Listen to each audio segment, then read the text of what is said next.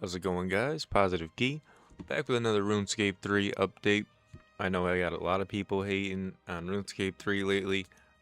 I do understand their points, I really do, but I like the game. I enjoy it. You know, everybody has their thing, but at least we're headed in the right direction. At least they're trying. If you've been playing the update at all, I mean, some of it's good, some of it's bad. Obviously, that's what you're gonna get in a beta. So at least they're trying to get feedback. They're trying to fix things. So let's get to it. All right. So they saw melee wasn't really doing too great,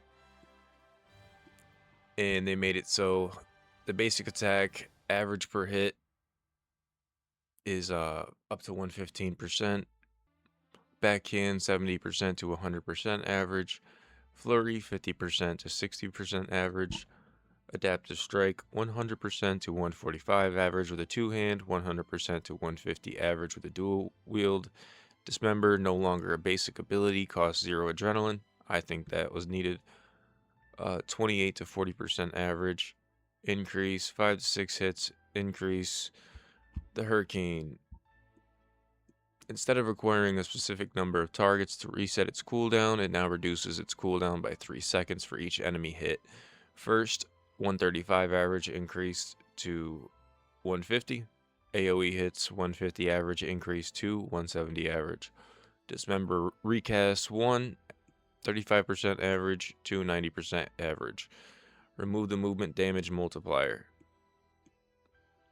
Dismember recast 2, 70 to 125. Greater flurry is 65 to 75. Punish 85 to 110. Assault is 150 to 170. Pulverize is 270 to 290. Now considered an ultimate ability. I do like that. Alright. While we want melee to have a bit more power, we're aware that during Berserk, melee was already very strong. To mitigate excessive power creep, we're bringing Berserk down to account for the baseline power. With the above changes, we expect a player's Berserk to be roughly the same damage as live. Damage multiplier is decreased to 1.75. Self-damage multiplier decreased to 1.25. Chaos Roar increased 95 to 115%. Damage multiplier is 2x to 175, so that's a decrease. Generate 3% average every 0.6 seconds. Generate 6% adrenaline every 0.6 seconds. So they increase the adrenaline you get. No longer clears when switching style, but only granted while you have a melee weapon equipped. Now considered an ultimate ability. I don't know. Melee special attacks.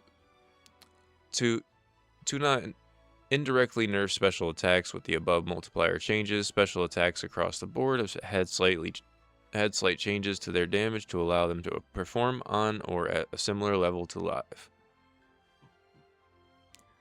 Quake has been re-enabled to give melee a bit more additional AoE and an early source of defense and affinity modification.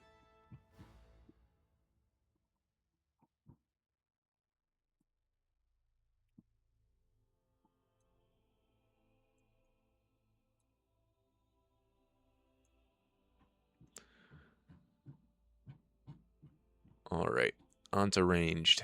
Imbue Gales. Following your feedback, we made some adjustments to Imbue Gales to make it feel slightly more impactful but reduce the amount it interrupts a rotation.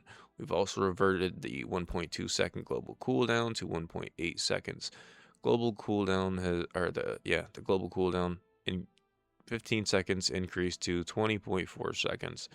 The duration lasts from 4.2 seconds now to 6 seconds. Our GCD, global cooldown, 1.2 seconds to 1.8 seconds. So my apologies on that. That's the regular cooldown is the top one, 15 seconds to the 20. Imbue Shadows. Fix the bug that stopped the buff applying to delayed attacks such as Crystal Rain Special. Fix the bug that made it free to cast outside of combat.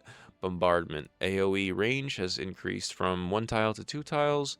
Deadshot with the Igneous Cape now hits for a total of 8 times. Binding Shot, corrected hit timing. Snapshot, corrected hit timing. Corruption Shot. Corruption Shot and Blast are identical abilities currently. We'd like to change that so they feel less cut and paste. Removing corruption shot to immediately tag nearby enemies instead of spreading corruption to better play into an immediate bombardment after targets are drawn together. Now hits multiple targets on the initial cast. Corruption dot no longer spreads. Okay.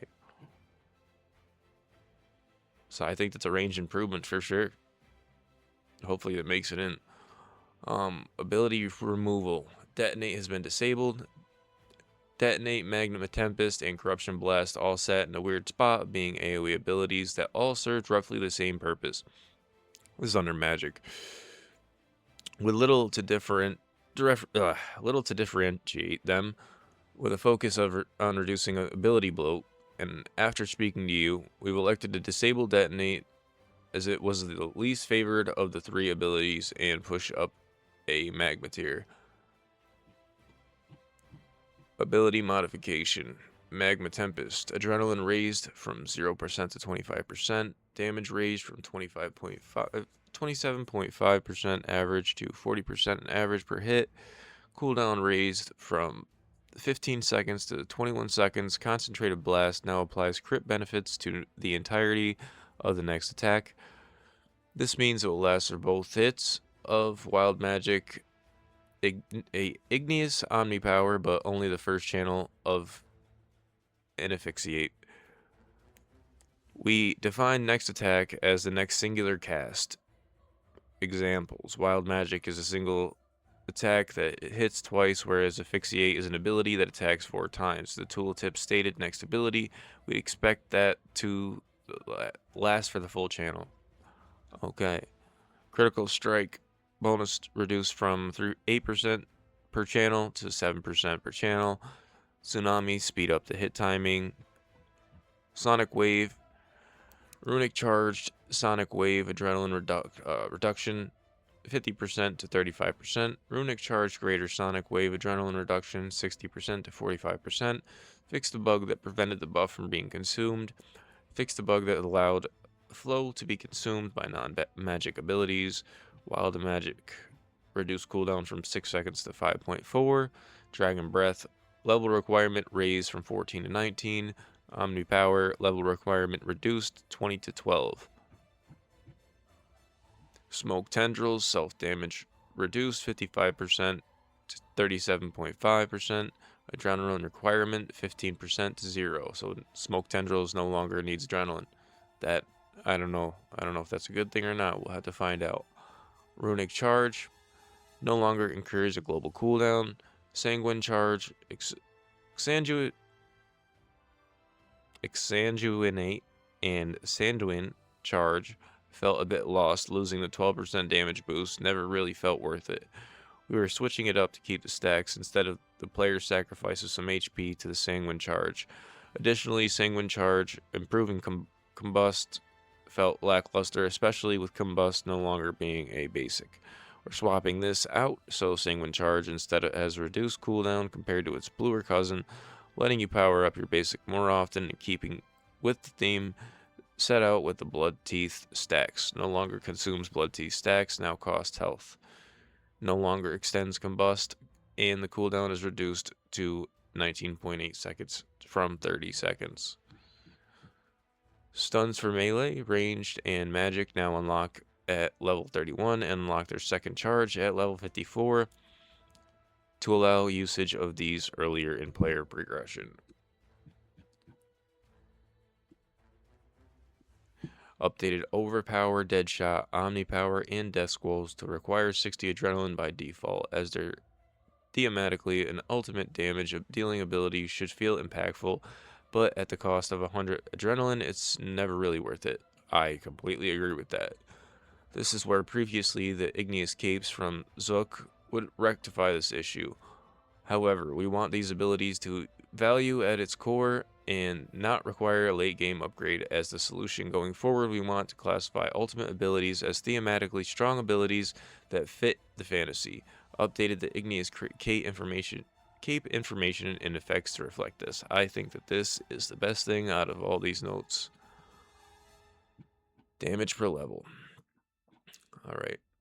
They modified the way the damage per level is calculated. Damage per level now increases more in the early game and mid game and less in the end game to make early combat less tedious without impacting the end game.